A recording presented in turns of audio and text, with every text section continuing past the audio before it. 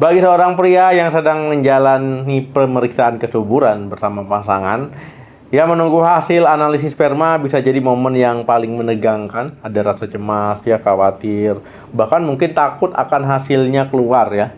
Nah, lalu saat kamu menerima hasilnya dan membaca satu kata kunci, normozospermia. Nah, dokter mungkin berkata hasilnya normal. Seketika ya beban berat di pundakmu itu mungkin terasa terangkat ya, lega. Tapi apa sebenarnya arti normal? Ya, apakah ini jaminan 100% bahwa kamu subur dan masalah selesai? Assalamualaikum warahmatullahi wabarakatuh. Ya, halo teman sehat, jumpa lagi dengan saya Dr. Hadam Ismail. Nah, hari ini kita akan membahas sebuah istilah medis yang menjadi kabar baik dalam hasil analisis sperma normozospermia. Nah, ini teman-teman ya mungkin mendapatkan hasil ini tentu adalah sebuah kelegaan besar ya, tapi penting sekali untuk kita memahami apa arti sebenarnya di balik kata normal ini dan apa saja keterbatasannya. Nah, tujuan saya hari ini adalah memberikan pemahaman yang utuh ya kepada teman-teman semua. Kita akan bedah apa saja yang dinilai, apa artinya jika hasilnya normozospermia, dan mengapa hasilnya normal. Nah, ini bukanlah akhir dari cerita dalam perjalanan program hamil ya. Nah, apa itu normozospermia? Nah, secara sederhana, normozospermia adalah istilah medis yang digunakan ketika hasil analisis sperma seorang pria itu menunjukkan bahwa semua parameter utama yang diperiksa berada dalam batas nilai rujukan normal yang diterapkan oleh WHO. Nah, artinya berdasarkan pemeriksaan standar di laboratorium, kualitas sperma dianggap memenuhi kriteria minimal yang dibutuhkan untuk bisa menyebabkan kehamilan secara alami ya. Nah, ini jelas adalah sebuah hasil yang positif dan menjadi fondasi yang baik. Nah, lalu apa saja parameter utama yang dinilai normal tadi? Nah, saat di laboratorium menganalisis sampel sperma, ya ini untuk bisa disebut normozospermia, hasil pemeriksaan itu harus memenuhi standar minimal WHO ya. Nah, ini standar terbaru itu di 2021. Yang pertama, volume air mani. Jadi jumlah cairan yang dikeluarkan saat ejakulasi minimal 1,4 ml ya. Nah, kedua, jumlah sperma ataupun konsentrasi. Nah, berapa banyak sperma dalam 1 ml air mani minimal 16 jutaan ya per milinya. Nah, yang ketiga, jumlah total sperma. Nah, jadi total sperma dalam seluruh sampel ejakulasi minimal 39 juta. Nah, kemudian yang keempat, pergerakan sperma ataupun motilitas ya, berapa persen sperma yang bisa bergerak ya dilihat dari total motilitas minimal 42% ya, dan juga motilitas progresif sperma yang bergerak lurus ke depan itu minimal 30%. Yang kelima, bentuk sperma ataupun morfologi. Jadi berapa persen ya sperma yang memiliki bentuk normal sesuai kriteria ketat ya. Nah, itu Kragers ya strict criteria itu minimal 4%. Yang keenam itu vitalitas. Nah, berapa persen sperma yang hidup ya, minimal 54%. Nah, yang terakhir kadar sel darah putih. Jadi tidak boleh terlalu banyak ya karena bisa menandakan infeksi.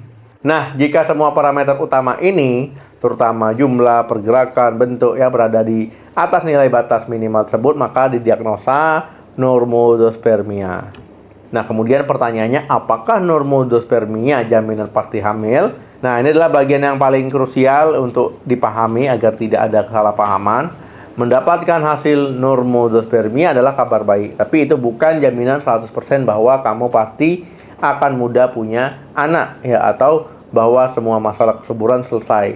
Nah, mengapa? Ya, yang pertama, normal adalah rentang statistik. Nah, nilai rujukan WHO adalah batas minimal yang didasarkan pada data pria yang berhasil menghamili pasangan dalam 12 bulan. Nah, berada di atas batas minimal itu bagus, tapi tidak secara otomatis berarti sangat subur. Ya, kesuburan itu bersifat spektrumnya, jadi sangat luas. Yang kedua, analisis sperma standar punya keterbatasan. Nah, pemeriksaan standar ini tidak menilai semua aspek fungsi sperma. Ada beberapa hal penting yang tidak terlihat. Kualitas DNA sperma ya. Jadi sperma bisa saja terlihat normal dan juga geraknya lincah, tapi materi genetik ataupun DNA di dalamnya itu rusak atau terfragmentasi ya. Nah, ini akan menyebabkan sulit hamil ya, keguguran berulang. Nah, kemudian Kemampuan fungsional sperma. Nah, tes standar tidak melihat apakah sperma benar-benar mampu menembus sel telur atau melakukan reaksi kimia yang diperlukan untuk pembuahan. Nah, ketiga ya, itu kesuburan adalah masalah pasangan. Nah, ingat ya, kehamilan adalah hasil kerja tim, hasil sperma yang normal. Tidak akan berarti jika ada masalah kesuburan pada pihak istri, misalkan masalah ovulasi, ya sumbatan tuba dan lain-lain lah. Intinya ini suaminya oke, ya istrinya belum tentu. Begitu juga sebaliknya. Nah, jadi kedua belah pihak itu harus dievaluasi secara menyeluruh. Yang keempat, waktu itu normal. Nah, bahkan pada pasangan yang keduanya subur sempurna pun, kehamilan tidak selalu terjadi di bulan pertama mencoba. Sangat normal ya, jika dibutuhkan waktu hingga 12 bulan untuk bisa hamil. Lalu, apa langkah selanjutnya setelah dapat hasil normozospermia? Nah, yang pertama ya, jika baru memulai program hamil, anggap aja ini sebagai lampu hijau awal ya. Teruslah mencoba secara alami dengan berhubungan teratur di masa subur ya, sambil tetap menjaga gaya hidup yang sehat di keduanya. Yang kedua, jika sudah mencoba lebih dari 1 tahun tapi belum berhasil, nah jangan berhenti di hasil ini ya. Ini adalah sinyal bahwa investigasi perlu difokuskan lebih dalam lagi ya pada faktor istri atau mencari faktor-faktor tersembunyi lainnya di kedua belah pihak, seperti kualitas DNA sperma ya. Nah, atau ada masalah di imunologi. Diskusikan dengan dokter spesialis, misalkan andrologi ataupun spesialis fertilitas ya, mengenai pemeriksaan lanjutan yang mungkin diperlukan. Yang ketiga, tetap jaga gaya hidup sehat. Hasil normozospermia hari ini tidak menjamin akan tetap sama di masa depan. Jadi kualitas sperma itu sangat dipengaruhi oleh gaya hidup.